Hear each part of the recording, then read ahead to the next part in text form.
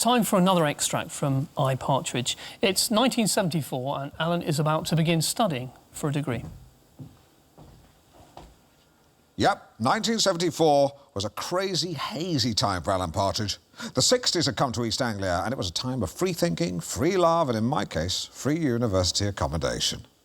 I was quite the man about town in Norwich, striding confidently through the dreaming spires and hallowed halls of East Anglia Polytechnic. Enigmatically, I decided to stay not in the woodworm-infested squalor of university halls, but to commute in from my home, my parents' home. Of course, it meant that I was something of a mystery man on campus, while my fellow students lived in each other's pockets and played out their debauched lifestyles for all to see. I was far less well known. I'd be glimpsed at the back of lecture halls, ghosting through the student union with a glass of cider, or shushing idiots in the library. And then I'd be gone. All this added to my aura, as did my idiosyncratic dress sense. Thick knit, zip-up cardigans, flared brown corduroys and shiny black pepper-pot brogues set me apart from the long-haired layabouts who bore an uncanny resemblance to the Guildford Four and some of the Birmingham Six. Irish long-haired layabouts wrongfully convicted of bombing England. It was a sexy time, and I enjoyed erotic and informative afternoons with a student whose essays I was writing. I'm happy to recall those eye-opening afternoons with me and Jemima sitting bollock naked on her bed, me exploring her body with my quivering hands, while she coquettishly feigned indifference by reading album sleeves or smoking. Young I may have been, but I was confident enough to speak my mind. This strutting young, cock-certain Alan would often dish out compliments as he perused and felt her body. "You're a really busty woman, Jen," I said once. "One of the bustiest on campus." "Thanks," she said through her cigarette. "You've got quite a long torso, but your legs aren't in the least bit thick. Believe me, if I didn't have lectures, I'd love to kiss you from top to bottom and from side to side, also diagonally. Things like that." Alan, let's turn back to literature now. Do you fear the dumbing down of books? Not really. If I see a young woman sitting on a grassy knoll, or on a park bench, reading Shopaholic Ties the Knot, I don't think that's a terrible book or a shit book. Right. I'm just pleased that she's reading. The good thing about that book, of course, is that the title fully explains the plot, so that if you don't want to, you don't have to read it. I see. So you can save a lot of time if, for example, the Da Vinci Code was called Church Puzzle Collection. True. Or if they, renamed Tom Clancy books, I don't know, Harrison Ford thinks the government are on his side, but actually they're not. Literary shorthand, if you will. Yeah. Of course, Dickens was wonderful at that. Oh, Dickens. Wonderful. Of course, he'd communicate complex characters by giving them such evocative names. Yes, yeah. One thinks of Pip, Smike, Mrs. Cruncher. Yeah, Mr. Tickle. And there we have it, a brief but fascinating exchange between Jenny Gresham and the Princess Royal. Plenty to unpack. We learned Her Royal Highness is, in her words, very well, and pleased that she could be here. She went on to describe her duties as varied and talked about her affection for her family. Good, solid stuff. Now, though, it's time to hear from you at home, as we ask for your thoughts on what the future holds for Britain's favourite family. Of course, we've also been asking for your encounters with royalty, and don't forget to share your tips on modern-day etiquette. Keep those coming in. And tomorrow, should we scrap HS2? Jesus Christ. Well, we do need to hear viewers. Why? Why do we need to hear from the viewers? Tell us what you think, join the conversation, get involved, share your views.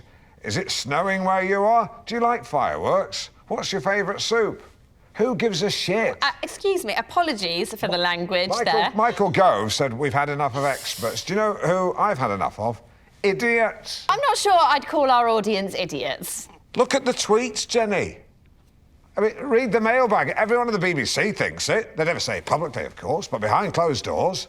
Whispered in the corridors, that's where you hear the truth. They think Countryfile is boring, they don't understand darts, and they don't really care about your opinion. The BBC is committed to letting ordinary people have their say. There's nothing in between.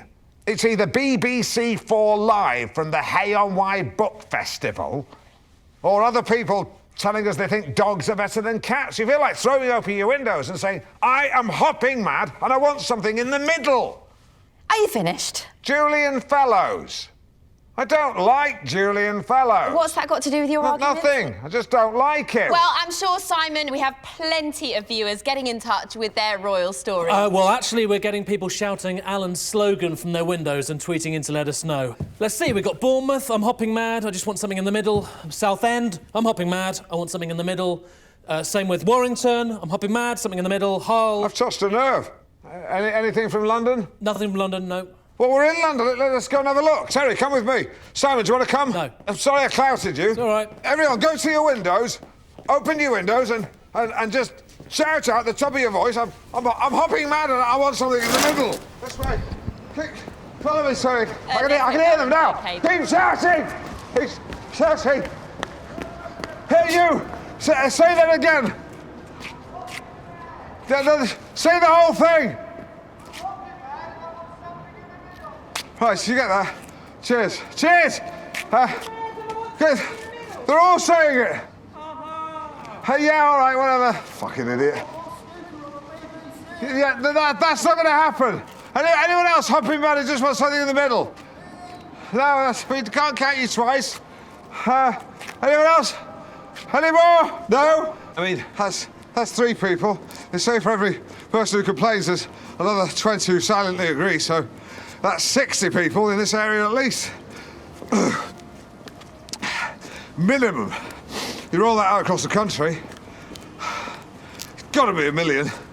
Father Paul, just in case anyone thinks I'm trying to lure you into breaking some sort of vow of silence by asking you a question, you can speak, can't you, Father? Well, I wouldn't be much of a spokesman if I never spoke. Catty! I like that. I like that. Why is it that monks love silence so much? We all need silence, and it's harder to find in the modern world. Yes, what one thinks is silence is often not, because you listen a little harder, you can hear the beep of a truck reversing, or in the still of the night, what one thinks is a neighbour's baby crying, but in actual fact it's 2 foxes making love with one another. I suppose the only place one can find true silence would be outer space. Hence the phrase, in space, no one can hear you scream. From Alien. Yes, I remember when I first saw that, I thought, finally, a movie that acknowledges the fact that sound cannot travel through a vacuum. I bet you guys would love a vacuum. It'd save the brothers having to sweep the floor. There's that cattiness again. I mean, you're clearly a character. You definitely are. From a Christian perspective, silence is a way of forming a deeper bond with God. Although some young Christians use noise in much the same way that sirens of Greek mythology would lure unsuspecting sailors onto the rocks, the young Christians will sing hymns whilst banging a tambourine, and in the confusion, you end up believing in God. Well, every individual has their own way of communing with God, but that's not to say that silence is purely religious. I mean, it can work wonders for your mental well-being. Why don't we try it right now? 1 minute. OK. The footage you're watching has been sped up. Current BBC programming guidelines prohibit on-air silences over 30 seconds in duration, except for state funerals like Diana's or Springwatch. While greater flexibility is permitted for BBC's 2 and 4, BBC One viewers are thought to benefit from content with frequent noises. There's your minute. Life as a monk begins at sunrise. As we quietly dwelt on our relationship with the Lord, it occurred to me that God, all-knowing, invisible, and all around us, is identical to high-speed Wi-Fi, which I know for a fact that they have at the monastery. I wondered what these men might have been before they found God. Can you read a man's story in his face? I believe you can. If I had to guess, I'd say this monk was quite high up in ICI. This monk also worked for ICI, but in a more junior role. I don't have any ideas about this monk. And this monk briefly joined the band D-Ream after Brian Cox left to become a scientist. I decided to stroll the grounds and soon found myself walking like a monk, hands behind my back, nodding at passers-by, a smile as my resting face. But smiling constantly starts to make your face ache. I wondered if it felt the same for Holly Willoughby. Although the Bible doesn't mention potted plants, monks absolutely love them. But when I lent a hand, I began to see a very different side to these brothers. You see, silence can be a kindness. It can show courtesy to a fellow clay pigeon shooter. but anyone who's driven home with their wife after a row at a party will know that silence can be used as a weapon. Could the monks have been doing the same? It amused me to imagine I was in an institute full of angry wives in big brown dresses. But the more they pretended not to see me, the more I wondered if it was intentional. And when a sprightly monk snatched my pot, I became convinced they were trying to break me. Perhaps they were tapping Morse code messages to each other on plant pots, like, "Why isn't this new man wearing brown? Let's pick on him till he either cries or cuts his hand."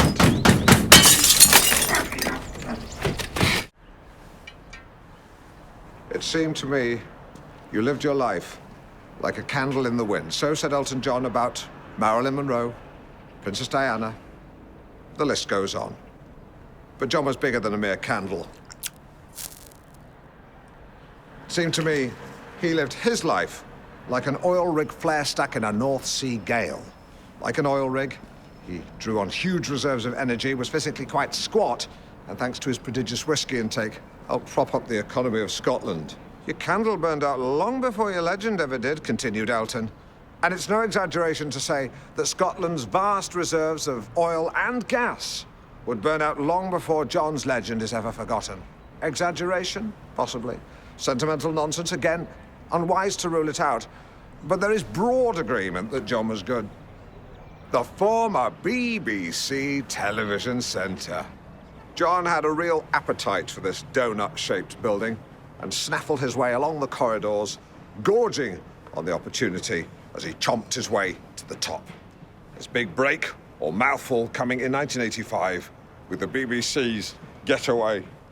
And it needn't cost you a king's ransom. Consisting largely of John in teeming holiday resorts, sampling cooked breakfasts in blazing sunshine, the show was, like the man himself, cheap and cheerful. A great show. Terrible reviews saw it cancelled before the end of its run. But it alerted the BBC's early warning system to John's talent, and he was now a big fat blip on their radar. This led to what John called his golden period, a veritable roll call of Britain's best-loved telly. Scotland's strongest man, Cash Chaser, Britain's holiest hymn, Fly Tip Squad, Britain by Balloon, Gibraltar CID, which is why in 2012 he was named host of new magazine show This Time, delighting us all with puns about hedgehogs being prickly. Prickly customers. John Baskell, what was he like? Oh, what are you like? Yes, it seemed to me you lived your life like a candle in the wind. The Life of John Baskell, by Alan Partridge. Now, while Telly John was larger than life, Private John devoted himself quietly and without fuss or fanfare to his charitable foundation, the John Baskell Foundation. Here to tell us more about the humble work of John's foundation, the John Baskell Foundation, Jenny is joined by John's brave widow, Fran Baskell. Thanks, Alan. Well, Fran, welcome to the show. Thank you so much for joining us. Such a load of toss. I mean, just a bore of it. Too much sirloin till his colon flew in the towel. Yeah. What do you got? Well, I've been on the phone to the council about the ramblers crossing your garden. Go on. They say it isn't a public footpath. Hallelujah. It's a public bridleway. What's that when it's a... Well, it's like a public footpath, but horses can use it too. The previous owners didn't mind it, so it fell into public convenience. What? I wish you'd fall into a public convenience. You mean public access? Well, I quite like the idea of horses galloping across my view. Yes, because your mind's addled with Catherine Cooks, and these riders don't gallop, Lynn. They just sit on their horses eating sandwiches in my garden. You're coming across well. Good. Remember, there's a vacancy here now. Lynn, keep your voice down. His body's barely cold. Fortune favours the bold. The time is upon us. Have you ever seen The Devil's Nanny from the film The Omen? No, why? Just you remind me of it, that's all. Try saying, "Have no fear, little one, I am here to protect thee." Have no fear, little one. I am here to protect thee. If you'd knocked on my door at Halloween, I would have fouled my unders. Yes, yeah, and then given you some sweets. Now, Alan, this isn't your first book. You've previously published another book, Bouncing Back, which was pulped. Correct. Yeah, I mean, you'll know about that. No, well, my book, Boy of Hope was withdrawn, actually. Right. So. But does it bother you that Bouncing Back is no longer with us? No, I don't really think it's gone. It's like biscuits, you know, if you pop a packet of biscuits, you haven't lost some biscuits, you've gained, you know, the base of a cheesecake. Right. Besides, Bouncing Back was going on to a very exciting new life as recycled paper. And one particularly unkind reviewer... we've all had them. We've all had them, so I know you have. Yeah. But he said he wouldn't wipe his arse with it. Oh, right. His words, not mine. Well, if he buys his toilet roll at Tesco, he may well have done. So it doesn't bother you at all? No. Clearly. Right. OK, well, let's have a question from the audience. The gentleman in the yellow jumper. Primrose yellow. Primrose yellow, indeed. I want to know what you think of the book, and if you were a critic, how would you rate it? That is a very good question. Alan, are you going to answer that? Ooh, a tricky one. Yeah. Probably say I, Partridge, left me astonished, elated and humbled. His is a faultless piece of work, one which hunts down and dismembers the real book before brilliantly reinventing the autobiography genre for the Skype generation. Candid and touching, wry yet powerful, I, Partridge is truly a book for our times, and around a tenor for 87,000 words. Partridge is no slouch in the value for money department either. 5 stars out of 5, something like that. Are you a twin? Yes. Right, with that man. Yeah. Why aren't you sitting with him? We came separately. Okay. Just quite distracting. It's sort of far apart. That's all. If your parents were still around, Alan, what would they make of the book? Well, books were always very important to my mother as a child. She used to read me bedtime stories. I mean, when I was a child, not her. Sure. I wasn't born.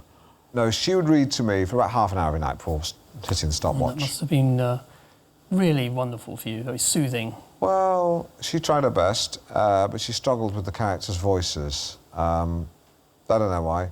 I don't think it was because she was thick. What did she used to read to you, for example? Well, I remember a half-hearted attempt at Paddington Bear, which she made sound German. The same with Rupert the Bear. She basically Germanised any bear, which ruined it, you know, for me. But on the flip side, she did an outstanding noddy. What about your dad, your father? Would he have enjoyed the book? Well, Pop and I had a very difficult relationship, although I must say it's much better now that he's dead. Right. Was he a keen reader, Alan? Martin, he wasn't. It's Chris. The only book I ever saw him read was the history of the decline and fall of the Roman Empire. Edward Gibbon, a seminal work. Yeah, except when I picked it up one day, I found that there was a different book under the dust jacket. And what was that?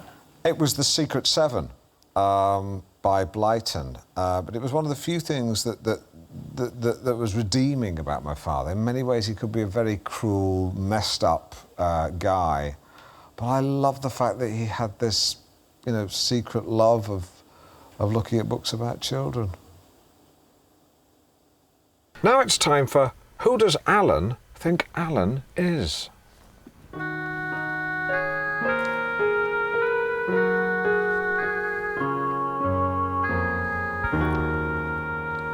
Who do you think you are?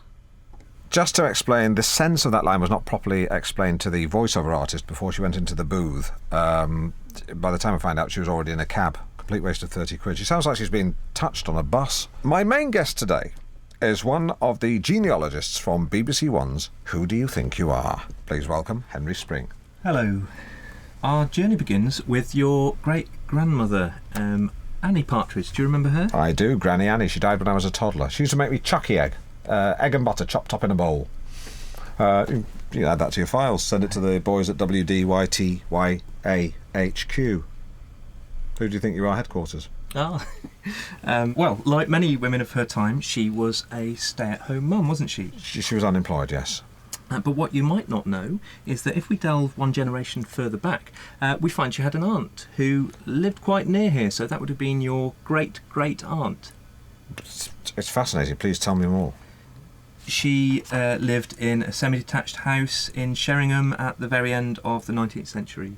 That must have been one of the first semi-detached houses in Norfolk. Not in Norfolk, but it may have been one of the first in Sheringham. But that's still fascinating. It sends a shiver down your spine. Do you want me to get you up? Rest in peace. Great-great-great-aunt. What's her name? We don't know, we just have the initial E. Rest in peace. Mrs. Was she married? We don't know that either. Oh, well, rest in peace, E. Partridge. What was the joke you were going to do? I was just going to say, shall I go and get you a hot water bottle when you said you had a children in your spine? Oh, yeah. No, that's good, yeah. I think I was right to stop you there. Oh, yeah. Henry, I'm right, am I not, that my distant relative was involved in perhaps one of the most important pieces of town planning that Norwich has ever seen? Well, he worked in the office of town planner. Changing what was Deering Square into what is now Deering Lane. They effectively made it a thoroughfare, yes. I mean, it's amazing. I mean, the number of times I've parked on that road. Never knew. I mean, I know it's loading only, but you park there after 6, they never get you. I almost feel like crying. Certainly made getting into the centre of town that bit more straightforward.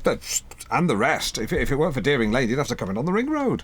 I mean, it's just amazing that an ancestor man had to wrestle with that awful decision. I mean, on the one hand, the square gave people somewhere to sit, a respite from the frenetic pace of life in Norwich. And yet on the other, I mean, direct access to Hobbs Road must have been like the promised land to civil engineers, cutting journey times from the east half of the city in half. It was caught between a rock and a hard place. It must have been ruddy hard. I sent a shiver down my spine. Another one. That's the second one in half an hour. I almost feel like I should get a hot water bottle to reheat my spine. So rare birds' eggs are being scrambled for Russian oligarchs, and Bill Oddie goes apeshit. He shows up at Claridge's wearing his Twitcher's jerkin, and the pockets are full of every conceivable explosive. I got the picture. He walks in to the buffet area, the breakfast buffet. People turn round. They say, "Isn't that the man from Springwatch?" Someone else says, "Wasn't he once one of the goodies?" "Yeah, not anymore. Now he's a baddie." Seconds later, carnage. Oddie is like a bearded Catherine wheel scything through the crowd. Ironically, the oligarchs wearing the leather jackets are protected from the worst of the blast, but an innocent couple from the northeast on a city break are vaporised. Sorry, are you asking me a specific question? Yes. And that question is if an RSPB neo-fundamentalist was radicalised, Oddie sacrificed himself, the rest of them holed up in Wookey Hole, and I was sent to neutralise the threat, how would I proceed? Simples. You really want to know? Yeah, let's hear it. Hand-to-hand combat, commando style. Do you mind if I stand up? No, please. Take the floor. Take the floor. The floor is yours. You have the floor. So, in Special Forces, we're given licence to use bespoke techniques, improvised weaponry, that sort of thing. My favourite for hand-to-hand combat is this brass knuckle, which I've adapted. I've stuck a protruding blade on one side, very sharp. What I would do is, when I'd attack the first insurgent, punch him full in the face as hard as I could until I felt a splinter of bone, that his nose was truly shattered. And then, as he's toppling backwards, grab hold of him with your right hand and bring my hand back with the blade like an arc across his throat, severing one or preferably both of the carotid arteries.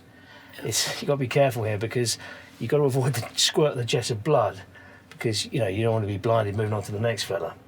It's quite weird, this, actually, because if you get it right, the neck opens up completely, yawns back like a Muppet's mouth. Oh, my God. So then you let them drop, take care not to trip over them. I've seen that happen. And then you repeat and adapt, you repeat and adapt, you repeat and adapt, you repeat and adapt, you repeat and adapt, until the cave is clear. It's very bloody, but it's quick and it's quiet, and that's why I like it.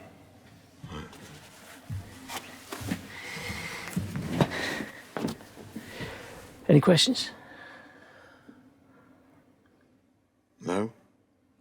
Yeah, which Muppet? You rejoin us on Mid-Morning Matters. Tommy Gaskell, survival expert, still with us. And on Line 2, we have Sophie. Sophie, what's your tongue twister? Is that No, love, he didn't hurt any Muppets. He simply dispatched some terrorists from a radicalised RSPB in Wookiee Hole. It was simply that when he slit the throats of the bad people, they resembled the mouths of Muppets. Hope that answers. Did they get better? Did they get better? We cleared the cave. No, no one survived, Sophie. He cleared the cave. And when the man hurt the other men, did the man feel bad? Did you feel bad? It's my job. No, he didn't feel bad, Sophie.